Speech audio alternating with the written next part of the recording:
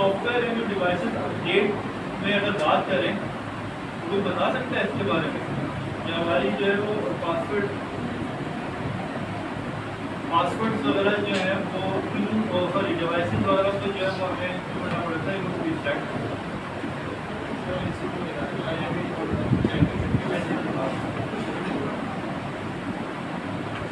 Devices वगैरह update करना क्यों जरूरत होती है, तो बता सकते हैं इस चीज़ के बारे में।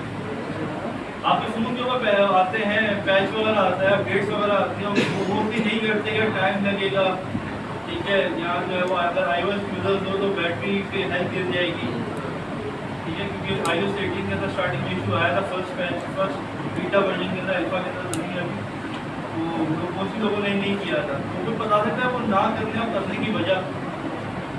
करने की वजह ये होती है कि जो मेजॉरिटी जो अपडेट्स होती हैं कंप्यूटर किसी भी ऑपरेटिंग सिस्टम की, उसमें सबसे ज़्यादा जो फर्स्ट प्रायोरिटी होती है वो उनकी सिक्योरिटी ही होती है। वो सिक्योरिटी को ज़्यादा अपग्रेड करते हैं कि ताकि जो पुराने वाला वर्जन है वो मज़ीद बेहतर हो सके, और अगर इन केस किसी वजह से वो इस कैपेसिटी में आ जाए कि वो हैक हो सकता है तो नेक्स्ट लेवल पे जाके और उनकी सिक्योरिटी मैं आपको ये चीज़ बता दूँ, डिवाइसेस डेली बेसिस पे आपके जो सिस्टम्स हो गए, आपकी विंडोज़ हो गई, आपके एंड्रॉइड iOS वर्जन हो गए, इनको डेली बेसिस पे या जब भी जो है वो ऑथराइज कंपनी का कोई पैच आता है उसका अपडेट देना इसलिए लाजमी होता है क्योंकि प्रीवियस पैच का वल्नरेबिलिटी निकल जाती है। वल्नरेबिलिटी क्या होती है, बेसिकली उसका हैक वर्जन निकल जाता है, ठीक है, जिसके थ्रू वो उसका अगर फिलहाल एंड्रॉइड का 11 वर्जन चलता है तो 11 वर्जन को बाईपास हो चुका है, उसकी वल्नरेबिलिटी उसका अटैक निकल चुका है, तभी उसमें वो उसको फौरी बेसिस पर उसको या तो उसको सिक्योर करके पैच निकालेंगे या उसको एंड्रॉइड 12 पर शिफ्ट करेंगे, ठीक है, ताकि आपकी डिवाइसेस सेफ है।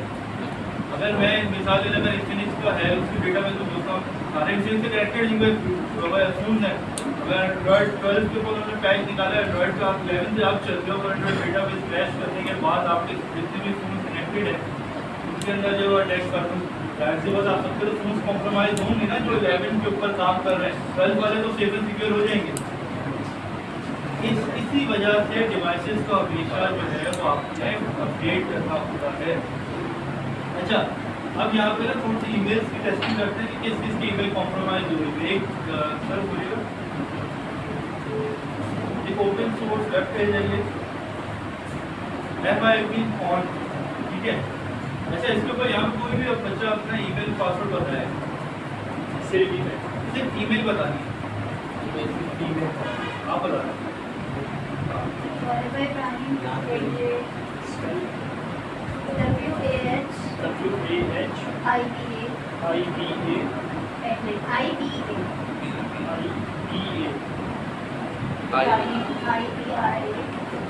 आया नहीं लिखा, आया नहीं लिखा।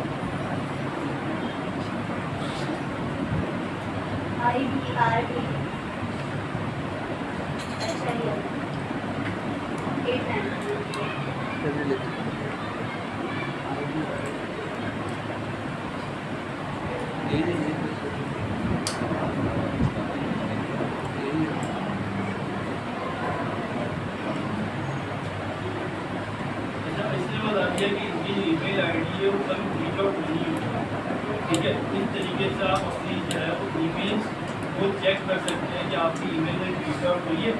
अगर रीच हुई है तो नीचे रिजल्ट शो कर देगा कौन सी वेबसाइट से रीच हुई, ठीक है। अगर कोई वेबसाइट का डेटा बेस हैक हुआ होगा, वहाँ से आपने डेटा निकला लीक हुआ होगा, डेटा सेव किया होगा हैकर से ना, तो यहाँ पे आपको वेबसाइट बताते हैं। तो यहाँ से आपको चेक करेगा, कॉपी पेंसिल का नोट्स है आपको फोन में, तो उसको लास्ट में आप लिख लीजिएगा अपने पास। यहाँ से अपने आप अगर ईमेल हैक हो जाता है तो कोई भी वेबसाइट ओपन करना चाहे तो ओपन नहीं होगा। ये चीज़ अगर ईमेल हैक हो जाते हैं तो कोई भी वेबसाइट हम जाते हैं वो शो नहीं कर रहा होता, तो यानी कि ये हैक होना अलग चीज़ है। वेबसाइट के थ्रू जो है वो आपके क्रेडेंशियल्स, मतलब मेरी वेबसाइट है, मिसाल के मेरी कंपनी की वेबसाइट, आप उसमें आई, आपने आके ऑनलाइन शॉपिंग की, ठीक है, आपने कार्ड नहीं, आपने कैश ऑन डिलीवरी काम किया, अपनी ईमेल्स वगैरह अपनी यहाँ पे अपना बायोडाटा वगैरह किया, और मेरी वेबसाइट हैक हो जाती है, मेरा डेटा जितना भी था डंप हो जाता है, ठीक है। तो यहाँ से आप चेक कर सकते हैं अपनी ईमेल डाल के कौन कौन सी वेबसाइट से ईमेल हैक होना अलग चीज़ है, वेबसाइट ईमेल की ब्रीचेस देखना है। सर ये ब्रिजेश सर्विस का खोल सकते हैं? हाँ, तो ये कर सकते हो कि आपके पास सब्सक्रिप्शन वगैरह होगी आपकी ईमेल के ऊपर, तो वहाँ से आप जाके इसका कर सकते हैं। मतलब अगर हमारी ब्रिजेस हुई है, मतलब सकते हैं ईमेल की भेजी हुई है तो हम ला कर उसका खोल सकते हैं कि किसने भेजी है किसने नहीं। या कहाँ में उसकी भेज email रही है। का खोल सब सकते हैं। उस पर नहीं पहुंच सकते हैं। मुझे उससे जो आपके बहुत अच्छे रिसोर्स और रिवर्स इंजीनियरिंग आपको आती है। इसमें जो है ना रिवर्स इंजीनियरिंग का बहुत तरीका चालू होता है, फिर आपको चेक करना पड़ता है कि वो रिसोर्स के थ्रू के कहाँ पे कब किसने क्यों किस टाइम पे ये हुई, ठीक है। ये चेक करने के लिए ना तो आपको फिर पूरी मेथोडोलॉजी पढ़नी पड़ती है कि कैसे होता है। सर जैसे इंडीड का वेबसाइट है वहाँ पे ईमेल में यानी कि डिमांड कर रहा होता है, जब मैं अपना ईमेल वहाँ पे यानी कि इन करती हूँ और पासवर्ड भी इन करती हूँ तो लेकिन वो वेबसाइट ओपन नहीं होती है, तो या एंड्रॉइड का इशू आता है या डिवाइस का इशू है वो या वेरीफाई कर रहा था क्लाउड से, आपने किसी को नोट किया ऑटोमेटिक वेरीफाई करते हैं क्लाउड से, फिर आपको जो एक्सेस मैं कह रहा था वेरीफाई नहीं है, वेरीफाई ये नहीं छोड़ेगा। वेरीफाइंग आ रहा होता है हमेशा। जो आप देखें तो सॉफ्टवेयर का सर्कल आता है, उसके बाद जो वेरीफाइंग होगी वो एग्जीक्यूट हो जाता है। मतलब ये प्रॉब्लम आ रहा है तो फिर इसके क्या मैं इसका इशू ये है या तो आपके नेट की कनेक्टिविटी, ठीक है, अभी चेक करें। लिंक्डइन में भी इशू होता है, रिसेंटली मेरे नेटवर्क के साथ इशू ये था कि मैं अपनी कोई टॉपिक लिंक्डइन में कर रहा था, नहीं होती। हालांकि मेरे पास स्ट्रॉन्ग नेटवर्क लगा हुआ है, वाईफाई है, लेकिन उसके बाद भी नहीं चलता। जरूरी नहीं है, आप डिफरेंट नेटवर्क चेंज करके चेक करके ठीक है तो हो जाता है। वो उससे वेरीफाइंग सॉफ्टवेयर शुरू कर रहा होता है जिसके ऊपर टाइम देता है, तो आप 5 मिनट भी ले आता है या कभी वो 1 मिनट भी ले आता है। अगर आप डेटा वगैरह यूज़ करें ना, डेटा में चेक किया आपने कभी चेक किया था never, I think some time इसे शो कर रहा था नेट कनेक्शन का इशू आ रहा है। हम इसके बाद चेक करें, ओके ठीक है।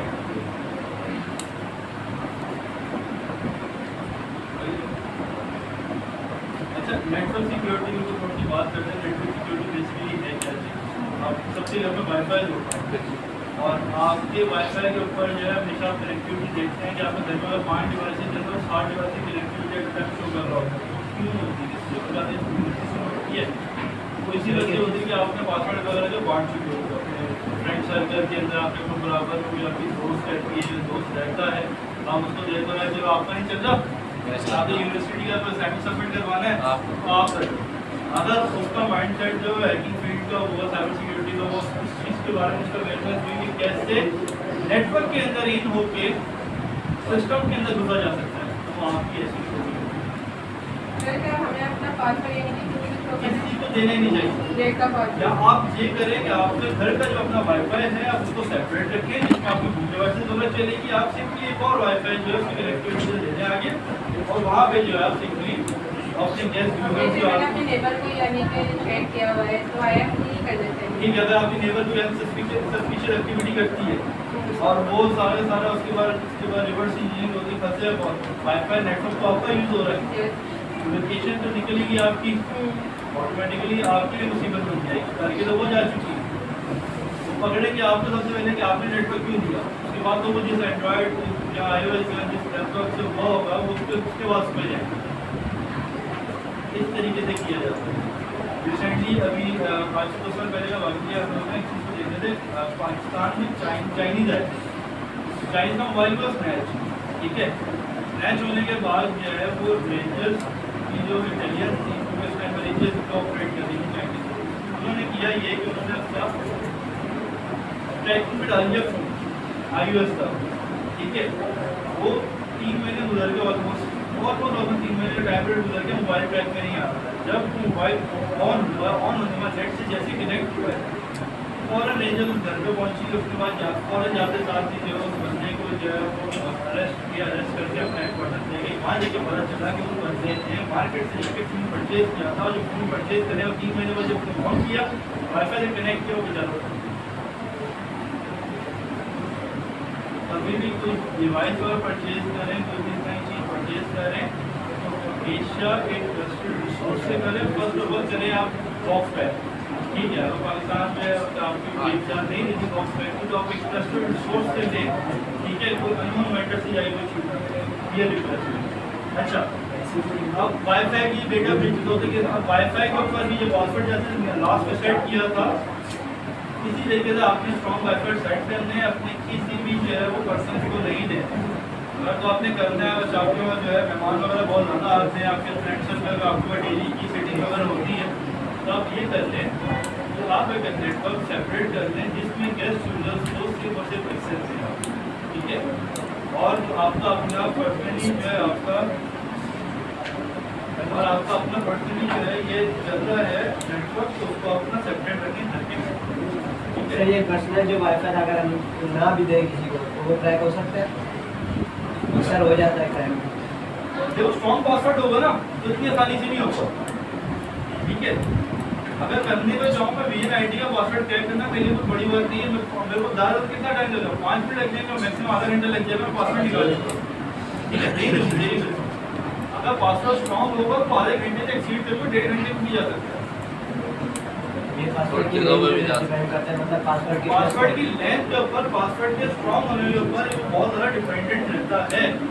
अगर आपका पासवर्ड स्ट्रॉन्ग नहीं होगा तो आपकी वाईफाई डिवाइस ऑटोमेटिकली कॉम्प्रोमाइज हो सकता है। तो इस चीज़ को इंश्योर करें। अगर आपके पास अपने एडमिन का एक्सेस नहीं है, तो आपके आईएसपी प्रोवाइडर्स होते हैं जो एडमिन का एक्सेस होता है वो आपको नहीं देगा, आप तो बोलो मैं डिस्कनेक्ट करके ले जाओ, मेरा लगता है एडमिन का पासवर्ड नहीं है। आपको एडमिन का राइट होना चाहिए, वहाँ से आकर अपना चेंज करके आपसे पूछने की भाई पोस्ट टाइपिंग क्या है मेरी, वहाँ से आकर लॉगिन करें, ब्राउजर